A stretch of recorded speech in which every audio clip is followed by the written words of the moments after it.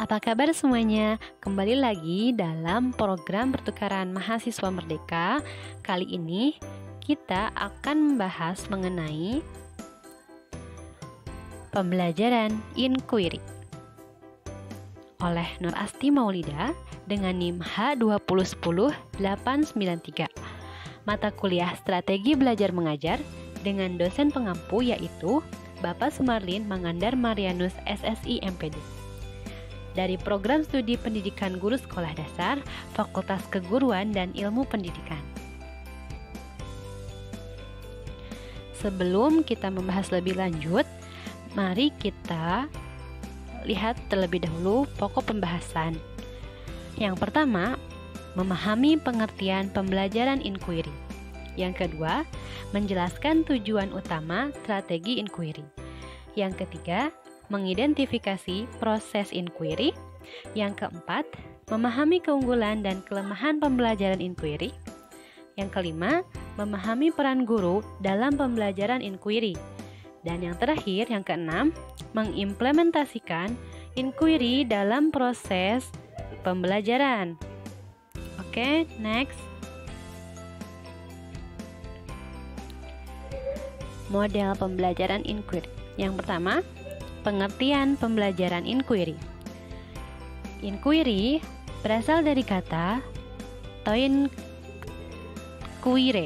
yang berarti ikut serta atau terlibat dalam mengajukan pertanyaan-pertanyaan, mencari informasi, dan melakukan penyelidikan. Adapun pembelajaran inquiry merupakan rangkaian kegiatan pembelajaran yang menekankan pada proses berpikir kritis dan analitis untuk mencari dan menemukan sendiri jawaban dari suatu masalah yang dipertanyakan.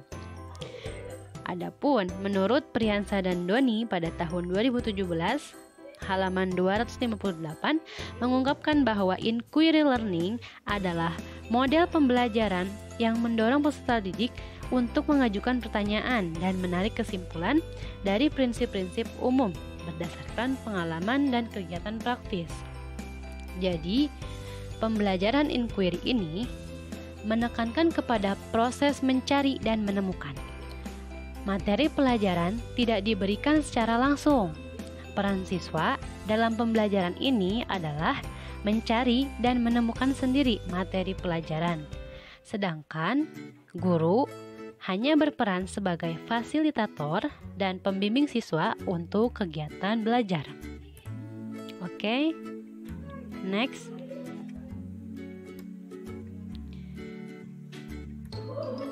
Tujuan utama pembelajaran inquiry. Tujuan utama pembelajaran inquiry yaitu berorientasi pada mengembangkan sikap dan keterampilan siswa sehingga mereka dapat menjadi pemecah masalah yang mandiri, independent problem solver. Menurut pendapat Joyce dan Weil tahun 1980 mengatakan bahwa tujuan umum dari pendekatan inquiry adalah membantu siswa mengembangkan disiplin dan keterampilan intelektual yang diperlukan untuk memunculkan masalah dan mencari jawabannya sendiri melalui rasa keingintahuannya. Pendapat lain mengatakan bahwa tujuan utama dari strategi inquiry adalah pengembangan kemampuan berpikir. Oke, jadi dapat disimpulkan bahwa tujuan umum pendekatan inquiry adalah membantu siswa disiplin dan keterampilan intelektual yang diperlukan untuk memunculkan masalah dan kemudian dapat mencari jawabannya sendiri, sehingga mereka dapat menjadi pemecah masalah yang mandiri. Oke, yang ketiga yaitu proses pembelajaran inquiry. Proses pembelajaran inquiry yang disampaikan para ahli Dewey dalam Maxim tahun 1983, Fenton dalam Calzoni tahun 1979, Naylor and Dim 1987 yang intinya adalah 1. Penerimaan dan pendefinisian masalah. Menurut Dewey, langkah pertama ini adalah penting.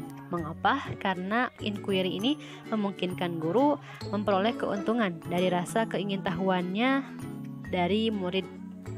Yang kedua, pengembangan hipotesis. Setelah situasi yang membingungkan disajikan, maka siswa dapat mengembangkan hipotesis tersebut. Yang ketiga, pengumpulan data. Bila hipotesis sudah ditetapkan, kini siswa mengumpulkan data untuk menguji hipotesis tersebut. 4. Pengujian hipotesis. Tahap selanjutnya, dalam membedakan antara penjelasan-penjelasan yang menyesatkan dengan penjelasan yang memadai atau cocok. Yang kelima, penarikan kesimpulan sementara. Proses inquiry secara keseluruhan tidaklah dianggap lengkap jika siswa belum menginterpretasikan dan mengevaluasi informasi. Oke. Yang keempat, kita masuk ke dalam kelebihan dan kekurangan dari pembelajaran inquiry. Kelebihan strategi pembelajaran inquiry. Yang pertama, pembelajaran menjadi lebih aktif. Jadi, siswa dapat aktif dan pembelajaran pun menjadi lebih hidup. Yang kedua, dapat membentuk dan mengembangkan konsep dasar kepada siswa, sekaligus mendorong siswa untuk berpikir dan bekerja atas inisiatifnya sendiri. Yang ketiga, menghindarkan diri dari cara belajar tradisional, yaitu guru yang menguasai kelas. Yang keempat, memungkinkan siswa belajar dengan memanfaatkan berbagai jenis sumber belajar. Yang kelima, keuntungan lain adalah dapat melayani kebutuhan siswa yang memiliki kemampuan di atas rata-rata. Adapun kelemahan dari strategi pembelajaran inquiry, yang pertama, dapat mengimplementasikannya memerlukan waktu yang panjang.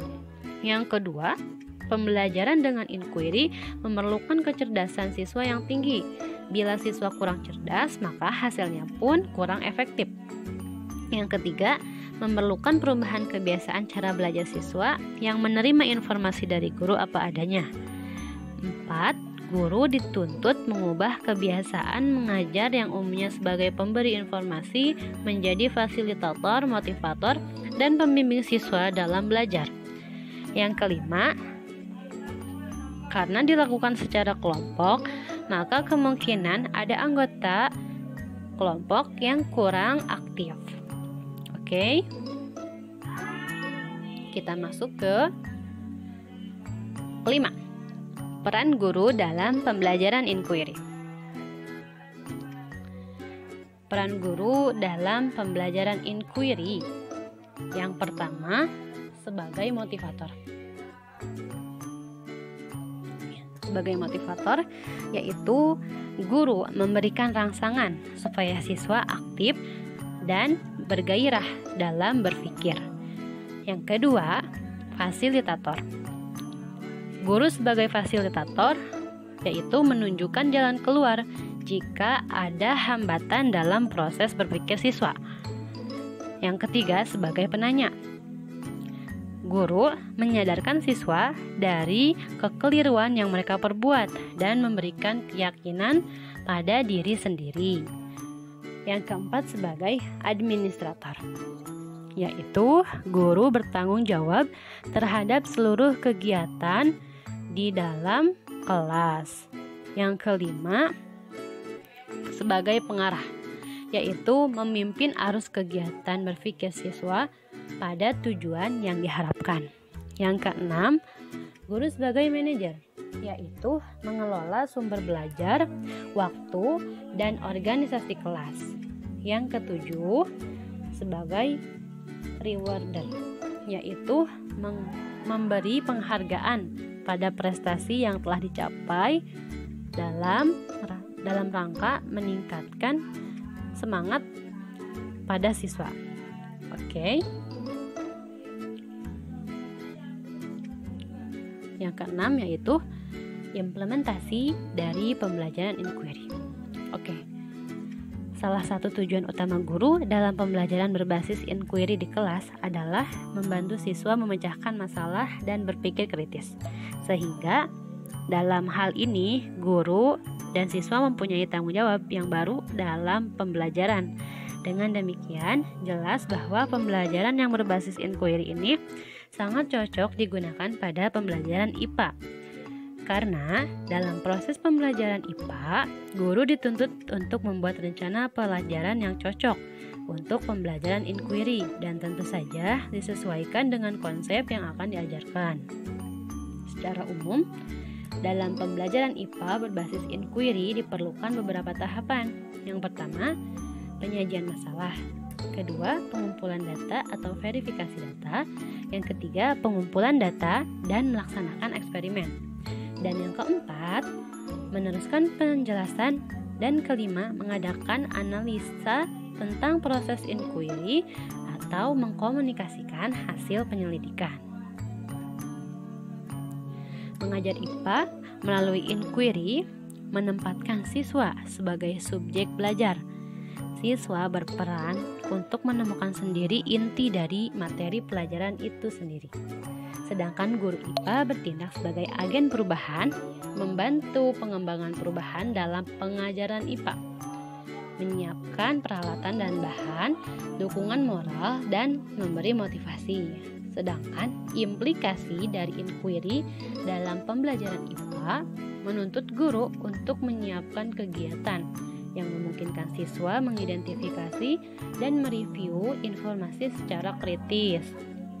Menurut Sanjaya pada tahun 2007, kriteria keberhasilan dari proses pembelajaran inquiry bukan ditentukan oleh sejauh mana siswa dapat menguasai materi pelajaran, akan tetapi sejauh mana siswa beraktivitas mencari dan menemukan sesuatu. Oke.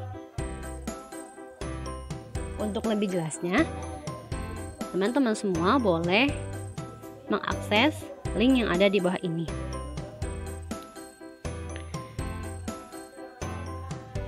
Oke, cukup sekian yang dapat saya sampaikan. Jangan lupa untuk mengunjungi channel YouTube saya di bawah ini, Nur Asti Maulida. Sekian dan terima kasih. Salam sehat untuk kita semua.